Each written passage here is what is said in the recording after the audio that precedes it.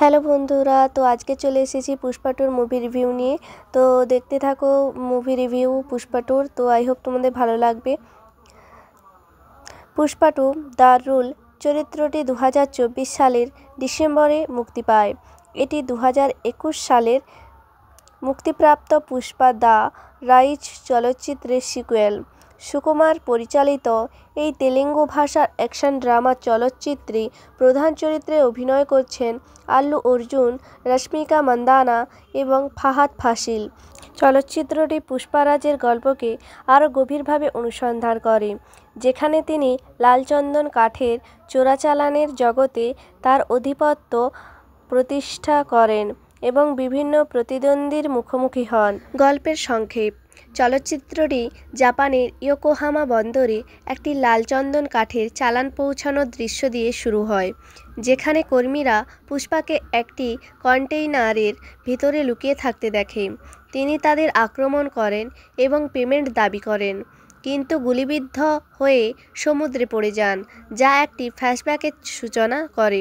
ফ্ল্যাশব্যাকে দেখা যায় এসপি ভানওয়ার সিং শেখাওয়াতকে অপমান করার পর পুষ্পা লালচন্দন কাঠের চোরাচালানের জগতে তার প্রভাব বৃদ্ধি করেন। যখন শেখাওয়াত আত্মগোপনে চলে যান, শেখাওয়াত গোপনে একজন শ্রমিক সেজে একটি বিশাল লালচন্দন কাঠের চালান আটক করেন। এদিকে পুষ্পা অন্ধ্রপ্রদেশের মুখ্যমন্ত্রী নরসিমহা রেড্ডির সাথে দেখা করেন, কিন্তু রাজনৈতিক প্রতিক্রিয়ার ভয়ে তার সাথে একটি ছবি তুলতে অস্বীকার করা হয়। অপমানিত পুষ্পা সরকার পতনের প্রতিষ্ঠা করেন এবং সিদ্ধাপ্পাকে মুখ্যমন্ত্রী করার জন্য লালচন্দন কাঠের চোরাচালানের মাধ্যমে 500 কোটি টাকা সংগ্রহের পরিকল্পনা করেন। পুষ্পা কেন্দ্রীয় মন্ত্রী কোকতাম বীরা প্রতাপ রেড্ডির সাথে একটি চুক্তি করেন এবং মালদ্বীপে আন্তর্জাতিক ক্রেতা হামিদের সাথে দেখা করেন 2000 টন লালচন্দন কাঠ 5000 কোটি টাকায় বিক্রি করার জন্য। বিভিন্ন চোরাচালানকারী পুষ্পার সিন্ডিকেটে যোগ দেন, কিন্তু মঙ্গলম, শ্রীনু, দাক্ষায়ণী এবং শেখাওয়াত পুষ্পার কার্যক্রম ব্যাহত করার পরিকল্পনা করেন। শেখাওয়াত সিন্ডিকেটের একজন সদস্যকে হত্যা করেন, যা অন্যদের মধ্যে ভয় সৃষ্টি করে, যারা পুষ্পাকে নেতৃত্ব থেকে সরে যেতে বলে। পুষ্পা তার কৌশল ও বুদ্ধিমত্তার মাধ্যমে লালচন্দন কাঠের চালানটি চেন্নাই হয়ে শ্রীলঙ্কায় পাঠানোর ব্যবস্থা করেন। পরিবহনের সময় শেখাওয়াত ট্রাকগুলো আটকান এবং চালকদের পালাতে বাধ্য করেন। মিডিয়া শেখাওয়াতের এই অভিযানে প্রশংসা করে, কিন্তু শ্রীনু বুঝতে পারেন যে আটক করা চালানটি আসল লালচন্দন কাঠ নয়।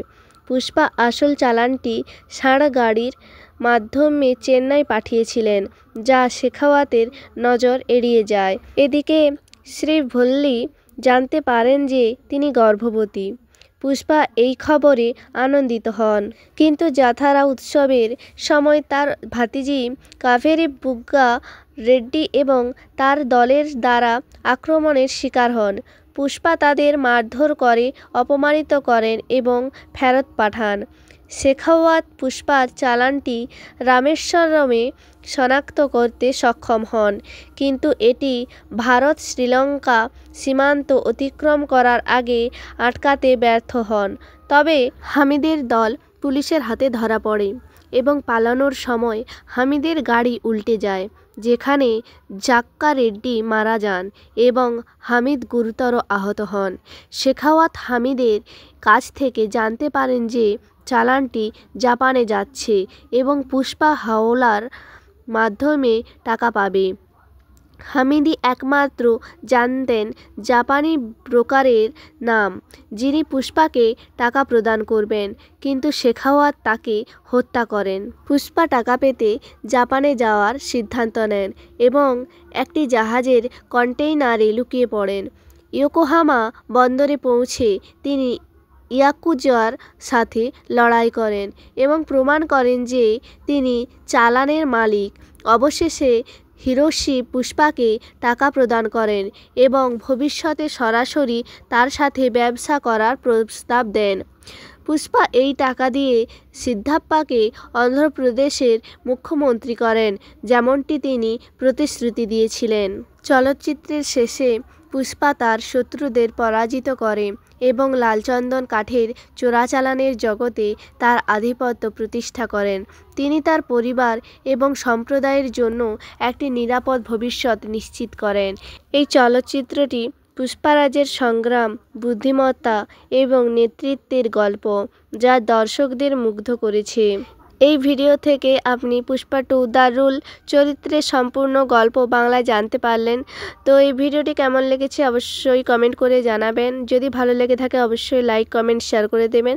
তো আজকের মতো এখানেই, আবার একটা নতুন ভিডিও নিয়ে দেখা হবে। তো চলো, টাটা।